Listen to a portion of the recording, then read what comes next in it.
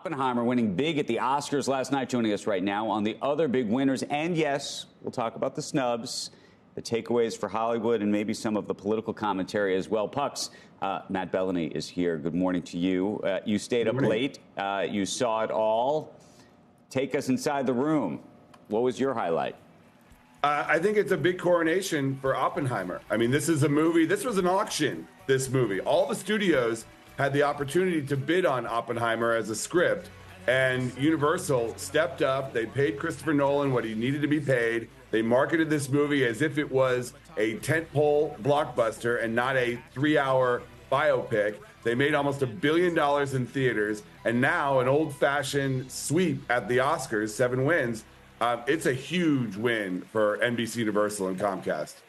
Matt, when you look at the Oscars this year, and there was a period of time where the Oscars, the ratings for the Oscars were very low. There was a whole idea that nobody was watching movies anymore, that everyone was disinterested. This was sort of a pandemic, even a little bit of a post-pandemic kind of situation. Do you think that's changed this year? I think so. I mean, we've seen award shows rise in the ratings across the board this season, starting with the Golden Globes and going through the Grammys.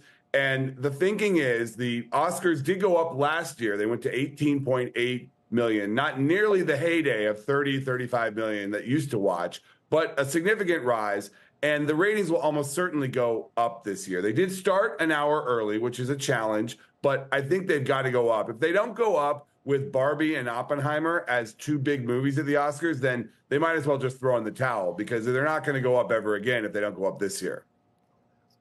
Hey, Matt, I thought for a while the make good on Sideways was going to happen for Paul Giamatti, but it's almost, I like to see the Academy just dragged kicking and screaming into not considering makeups or DEI or any of that. I mean, there's just no way not to give it to Cillian Murphy from that, was there?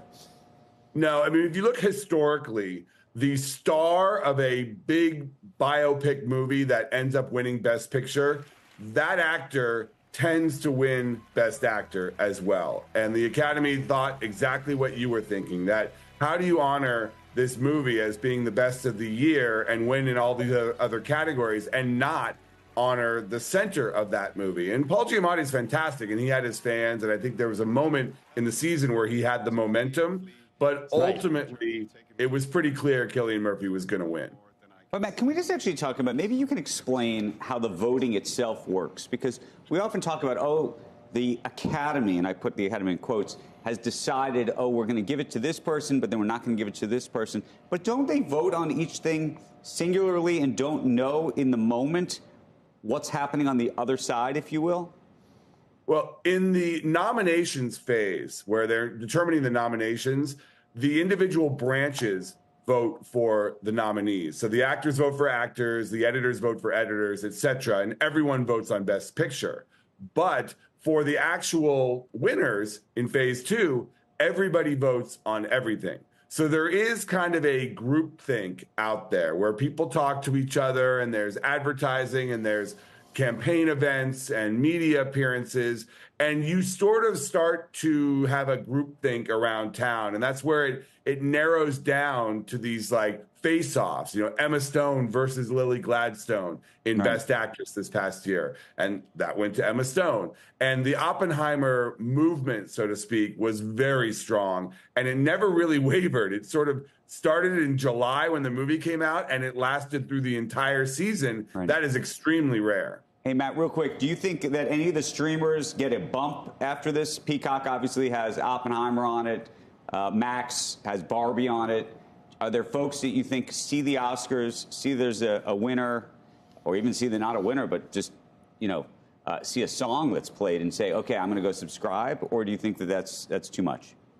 Well, we'll see, because the major streamers, Netflix and Apple, were shut out, basically. Netflix won 1 award in the shorts category. Apple won nothing. Amazon won 1 award for American fiction and screenplay. So there's not a lot for the traditional streamers to crow about on this night. But all of these movies that are plugged and promoted to this huge crowd, even Barbie, which everyone seems to have already seen, will probably get a bump on streaming. That we have seen that the past couple of years. even on these movies that a lot of people have seen in theaters. Now, we got to run, but talking about streamers, Mike Tyson, Jake Paul fighting it out on Netflix. Netflix said they weren't doing sports. Now they're doing wrestling. Now they're doing boxing. It's entertainment sports, though. What do you? It's not live sports. I mean, is this?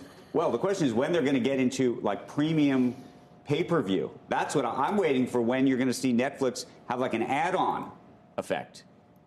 Well, right now they see this, they call it the drama of sports. It's not technically sports. They see it as an advertising play. They want something for this new advertising tier to get advertisers excited about a stunt. So that's why I don't think we've seen them do the pay-per-view thing yet. But obviously what Netflix is doing right now is a series of experimentations. They are seeing what the data is on all of these events, whether it's tennis or golf or now boxing, and they're going to change their model accordingly. If ads aren't working, maybe they do pay-per-view. But I think ads is really the movement right now.